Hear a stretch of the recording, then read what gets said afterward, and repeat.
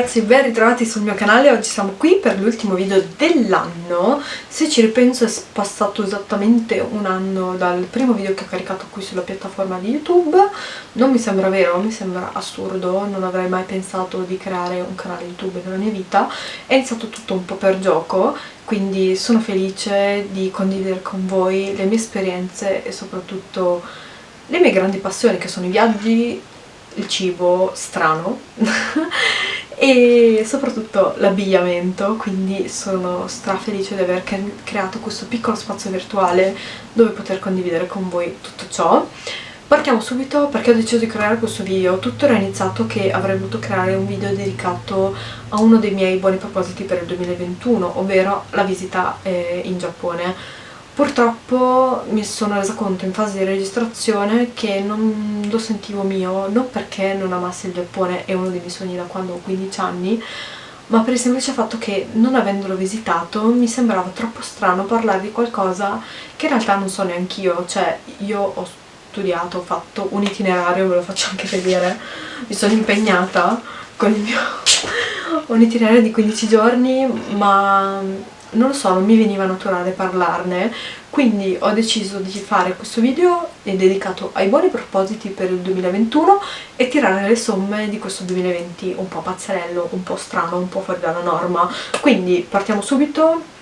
Questo 2020 è partito con io che caricavo la mia esperienza a San Marino. Quel video è stato creato un po' frettolosamente, cioè nel senso avevo la smania di pubblicarlo e non avevo un programma di editing sul PC, quindi l'ho editato con lo smartphone. Quindi se voi aprite quel video sul PC si vedrà tutto sgranato, per il semplice fatto che non ero pronta, ma ho deciso di farlo ugualmente. Bypassiamo questa cosa. Quest'anno mi ha regalato un telefono frantumato, cioè il mio telefono si è letteralmente devastato ieri. No, l'altro ieri, oggi siamo domenica, è successo mercoledì, l'ultimo giorno di lavoro mi è caduto, dietro è completamente sfracellato perché è di vetro anche dietro, davanti mancano pezzi di schermo, tutto nella norma, qua non si vede niente, qua non prende più. Vabbè, appena torneremo a zona arancione, quindi lunedì 28, dato che devo andare a lavoro, mi fermerò all'Unieuro a comprare un telefono nuovo perché così non può funzionare. Sto registrando con la Canon, quindi vi chiedo scusa se magari a un certo punto non sarò più a fuoco oppure ci saranno dei problemi con l'audio. Mi scuso veramente tanto, ma non ero preparata al fatto che mi si rompesse il telefono. Quest'anno cosa mi ha regalato? Mi ha regalato la possibilità di raccontare la mia storia e che questa storia venga racchiusa dentro a un libro che è una raccolta di storie di vita. Io ringrazio l'associazione Curvy Pride. Questo libro vi invito a leggerlo non perché dentro ci sia la mia storia, ma perché vi mette a confronto la vita di altre persone e vi dà la possibilità di mettersi nei panni di altre persone che hanno passato cose diverse dalle nostre, quindi vi danno un briciolo di comprensione verso il prossimo. Lo trovate disponibile su Amazon sia in formato ebook che in formato cartaceo e anche sul sito di Giraldi Editore. Io ve lo straconsiglio e fatemi sapere, se lo leggete, cosa ne pensate. Cos'altro mi ha regalato questo 2020?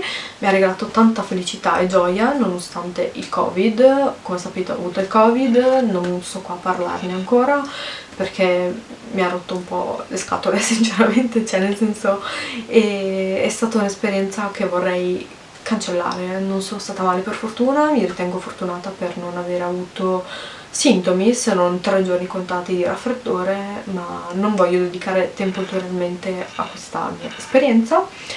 E cos'altro mi ha regalato questo 2020? Uno dei miei più grandi sogni, che è avere uno spazio tutto per me.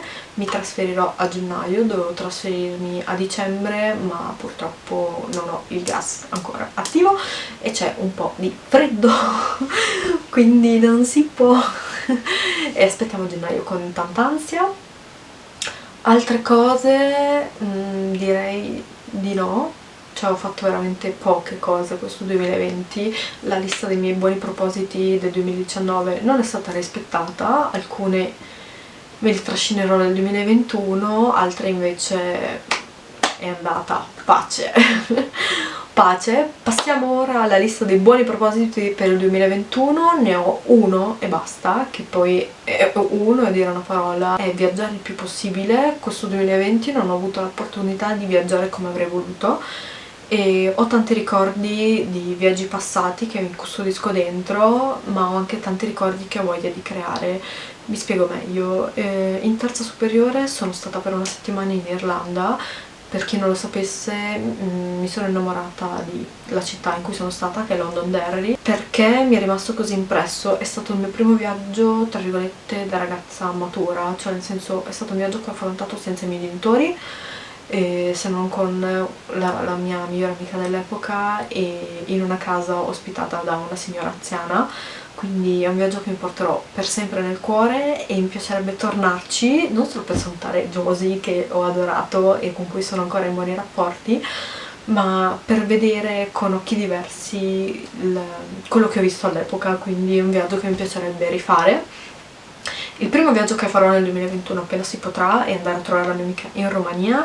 Ci sono stata per il suo matrimonio e diciamo che è stato tutto molto caotico e frenetico, cioè tutto per i preparativi. Mi ricordo ancora, cioè, il tempo che sono svegliata tipo alle 5 del mattino per farci capelli e trucco, una roba folle, e mi sono divertita un sacco, quindi conto di tornarci con le mie amiche il prima possibile, subito.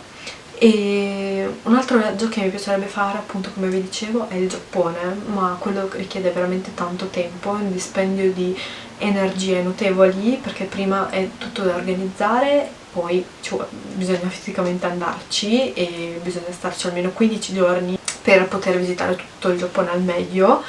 E perché vi dico organizzare? Perché non vorrei andare con un tour operator o fare uno di quei viaggi di gruppo, non perché non mi piace viaggiare in gruppo, sia chiaro, ma perché i tour operator molto spesso propongono la versione del Giappone più turistica, cioè è difficile avere quei tour organizzati dove si vede la parte autentica del Giappone. Quindi ho deciso di voler viaggiare, tra virgolette, per conto mio, e ciò richiede un grande dispendio di energie, perché ciò richiede che tu debba studiare parecchio e soprattutto stilare una scaletta ben precisa con posti, vie, luoghi, viaggi, voli, tutto quanto. È complicato.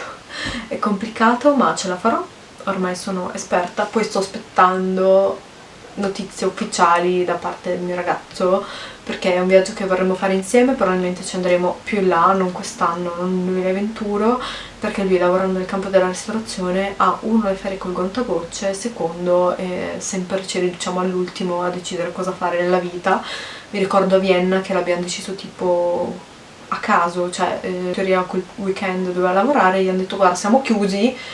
Il giorno in cui siamo partiti, tra l'altro, io avevo il saggio di danza del ventre, non vi dico le corse che ho fatto, praticamente avevo il saggio al pomeriggio, dovevamo partire tipo alle 8 di sera, quindi abbiamo finito tipo alle 7 e mezza il saggio, che io sono volata via, proprio ciao ragazzi è stato bello, vado, caricato la roba in macchina, partiti verso la stazione, siamo andati in treno.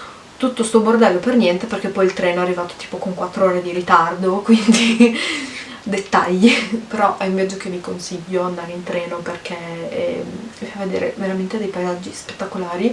Poi essendo notturno, cioè tu dormi in treno, ti svegli, è mattino, quindi sei già pronto, bello che per viaggiare. E mi piacerebbe tornare anche a Vienna per il semplice fatto che non so per quale assurda ragione io non ho ricordi fotografici di quei giorni. E ho fatto centinaia di foto, centinaia di video, perché mi sarebbe piaciuto fare un video per il canale, ma non so per quale assurda ragione non mi è rimasto nulla se non una foto del mio ragazzo che imita una statua dentro un museo.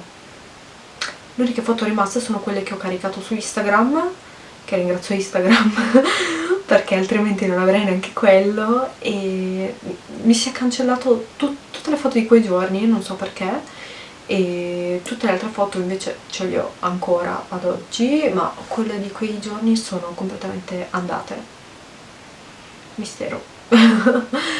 E E niente, questa era la lista dei miei buoni propositi, spero che il video vi sia piaciuto, fatemi sapere qui sotto nei commenti i vostri buoni propositi, vi auguro un buon inizio dell'anno, mi raccomando festeggiate perché questo 2020 è decisamente da dimenticare e confido in un 2021 più positivo e che ci riporti un po' alla normalità. Con questo vi auguro ancora buone feste, ciao, alla prossima, ci vediamo l'anno nuovo!